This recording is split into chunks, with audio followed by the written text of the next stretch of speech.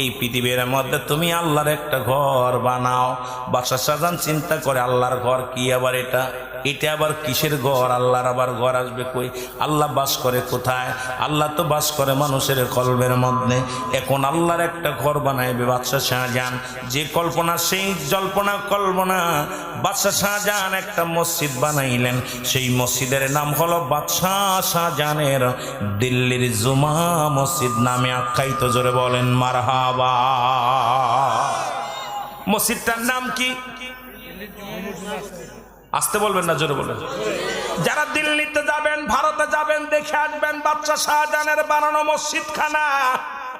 নাম হলো দিল্লির জুমা মসজিদ নামে আখ্যায়িত। জোরে বলেন আল্লাহু আকবার। এই মসজিদ খানা উনি বানাইলেন 10,000 শ্রমিক দিয়ে, কয় হাজার